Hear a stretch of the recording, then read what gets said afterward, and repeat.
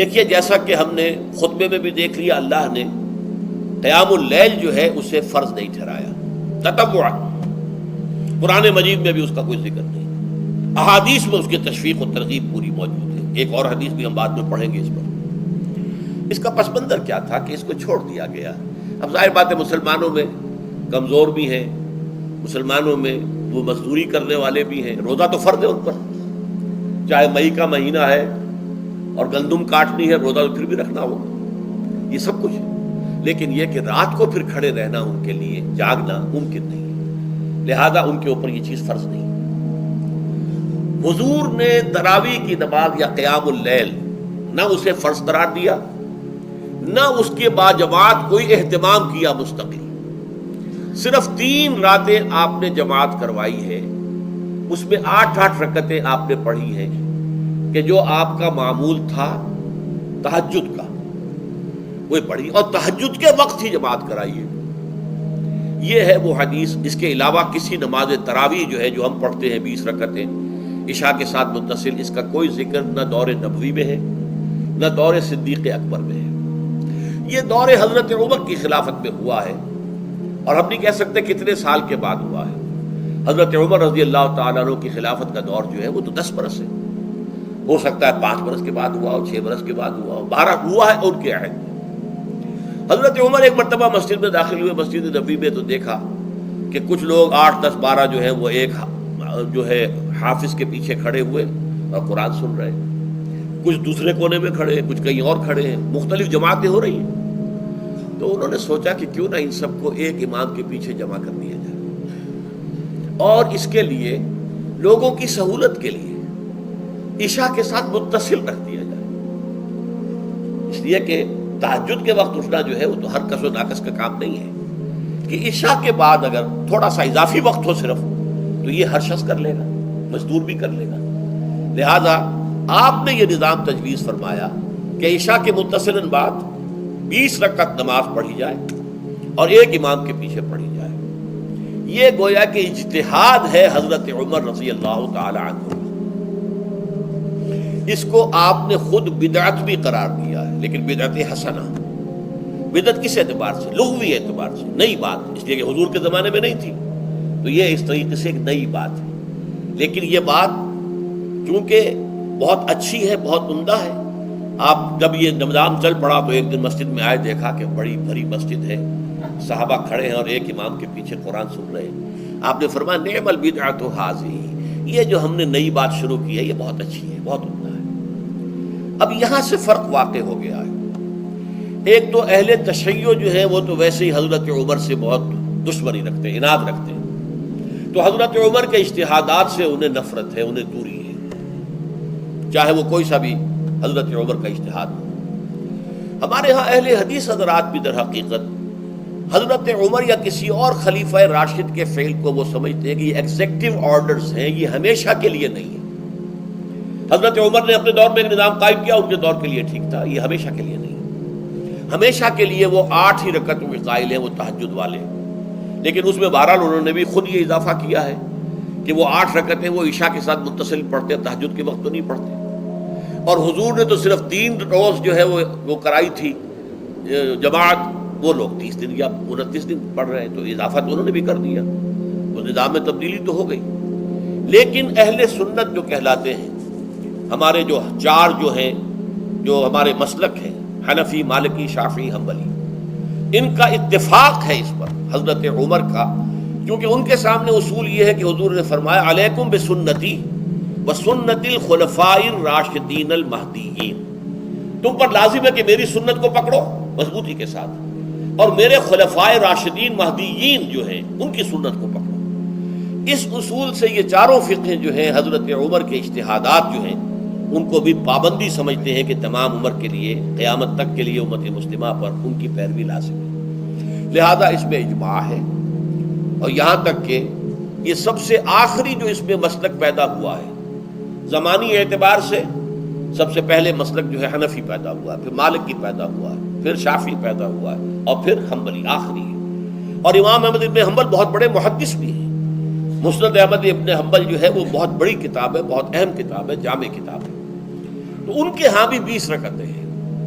چنانچہ حرمین شریفین میں، سعودی عرب میں، مکے اور مدینہ منورہ میں جو نماز تراویح ہوتی ہے اس کی 20 رکعتیں ہیں، لیکن اہل حدیث حضرات جو ہے وہ اس 8 کے اوپر اکتفا کرتے ہیں۔ بہرحال یہ ایک اختلاف ہے جو میں نے اس کا پس منظر بیان کر دیا، لیکن اس 20 رکعت نماز سے ادا کرنے سے جو کہ زیادہ سے زیادہ 50 منٹ یا 1 گھنٹہ لگتا ہے، اس سے وہ قیام اللیل کا حق ادا نہیں ہوتا۔ قیام اللیل کا تو کچھ اور ہی تقاضا ہے۔ قیام کسے کہتے ہیں؟ یہ سورہ مزمل سے واضح ہوتا ہے، یا ایھا المزمل قم اللیل الا قلیلا نصفہ او انقص منہ قلیلا او زد علیہ ورتل القرآن ترتیلا۔ آدھی رات یا آدھی رات سے کچھ کم، یعنی تہائی رات، یا آدھی رات سے کچھ زائد، 2 تہائی رات، یہ ہے قیام اللیل۔ چنانچہ سورہ مزمل ہی کی آخری آیت جو دوسرا رکوع مشتمل ہے جس پر، اس میں صاف کہہ دیا گیا ان ربک یعلم انک تقوم ادنی من ثلثی اللیل ونصفہ وثلثہ وطائفۃ من الذین معک۔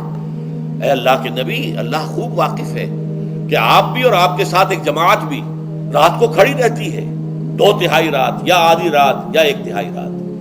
تو یہ سارا معاملہ جو ہے قیام اللیل کا، گویا کہ کم سے کم 1 تہائی رات پر اس کا اطلاق ہو سکے گا، یہ نہیں کہ 1 گھنٹے۔ اب اس کے ضمن میں دیکھیے حدیث پڑھیے، تیسری حدیث ہے ان عبداللہ ابن عمرو ابن العاص رضی اللہ تعالی عنہ۔ یہ وہی عبداللہ ابن عمرو ہے جن کی میں نے آپ کو حدیث پہلے سنائی ہے۔ یہ ساری رات کھڑے رہتے تھے، پوری رات، اور ہر روز روزہ رکھتے تھے، جس پر حضور نے منع کیا، لا تفعل، مت کرو ایسا۔ رضی اللہ عنہما، یہ خود بھی صحابی ہیں اور ان کے والد عمرو بن العاص بھی صحابی ہیں۔ ان رسول اللہ صلی اللہ علیہ وسلم قال، کہ اللہ کے رسول صلی اللہ علیہ وسلم نے فرمایا،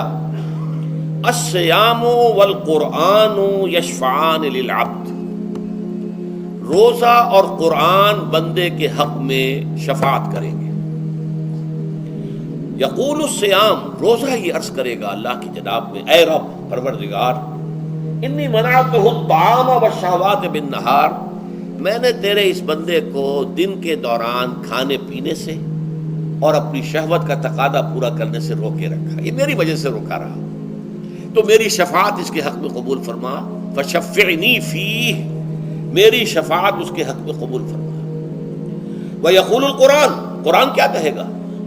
منعتہ النوم باللیل، میں نے اسے رات کے وقت سونے سے، نیند سے روکے رکھا،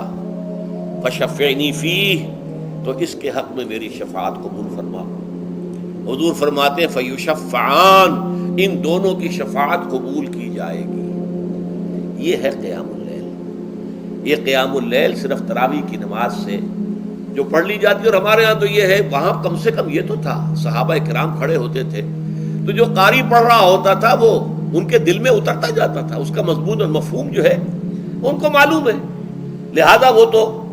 وہ اس کی زبان سے نکلا ہوا ہر لفظ ان کے قلب کی گہرائیوں تک اتر رہا ہے۔ یہاں تو یہ ہے پیرٹ لائک حافظ ہے، اسے خود پتہ نہیں میں کیا پڑھ رہا ہوں، اکثر حفاظ جو ہیں وہ عالم تو نہیں ہوتے، اور جو سن رہے ہیں انہیں کچھ پتہ نہیں ہم نے کیا سنا ہے، تو ٹھیک ہے، کم سے کم ثواب تو انہیں ملے گا کہ انہوں نے وقت نکالا ہے، 1 گھنٹہ ہی اضافی صحیح، لیکن بہرحال اس کا وقت تو انہوں نے نکالا ہے، محنت کی ہے، کھڑے رہے ہیں، ثواب ملے گا۔ لیکن جو مقصد ہے وہ حاصل نہیں ہوتا۔ اس مقصد کے حصول کے لیے اول تو قیام اللیل کی کم سے کم مدت 1 تہائی۔ اگر کوئی شخص فرض کیجئے کہ اس کے ہاں کوئی اور انتظام نہیں ہے، جیسا کہ ہمارے ہاں ہم نے انتظام کیا ہے، بڑے بڑے شہروں میں دورہ ترجمہ قرآن، اس میں ہمیں 5 گھنٹے لگ جاتے، نصف شب کے قریب تری جو ہے معاملہ ہو جاتا۔ اس میں کیا ہوتا ہے کہ ہر 4 رکعت سے پہلے جو اس کے اندر پڑھا جانا ہے حصہ قرآن کا، اس کا پہلے ہم مطالعہ کرتے ہیں بیٹھ کر، ترجمہ اور کچھ موٹے موٹے نکات کی جو ہے وضاحت، پھر کھڑے ہو گئے اور قاری صاحب کے پیچھے 4 رکعتوں کے اندر وہ 4 رکوع یا جتنے بھی ہیں پڑھ لیے، سن لیے، پھر بیٹھ گئے 4 کے بعد پھر اگلی 4 رکعتوں کے اندر جو کچھ پڑھا جانے والا ہے اس کا ترجمہ، اس کی تفہیم ہو گئی، پھر کھڑے ہو گئے، پھر سن لیا۔ اس طریقے سے 5-6 گھنٹے میں تراویح ختم ہوئی، تو تراویح بھی ہو گئی، حضرت عمر کے اجتہاد پر عمل بھی ہو گیا، 20 تراویح ہو گئی، لیکن یہ ہے کہ اس کے ساتھ جو اصل غرض و غایت ہے قیام اللیل کی وہ بھی حاصل ہو گئی۔ یہ ہم نے 17 سال پہلے شروع کیا تھا یا 18 سال پہلے، اور وہ انشاءاللہ اللہ کے فضل و کرم سے اب چل رہا ہے، بڑے بڑے شہروں میں ہو رہا ہے، لاہور میں جن مقامات پر ہو رہا ہے وہ تازہ جو ندائے خلافت ہے اس کے اندر آپ اس کی فہرست دیکھ لیں، کراچی میں تو اس سے غالباً 3 گنا مقامات کے اوپر وہ کام ہو رہا ہے، اور دوسرے شہروں میں بھی ہو رہا ہے۔ تو اس سے در حقیقت وہ غرض و غایت، وہ حکمت جو ہے پوری ہوتی ہے کہ یہ دونوں چیزیں پیرلل ہیں. من صام رمضان ایمانا واحتسابا غفر له ما تقدم من ذنبه ومن قام رمضان ایمانا واحتسابا غفر له ما تقدم من ذنبه. تو صیام اور قیام جو ہے ان دونوں کا حق ادا ہو جائے.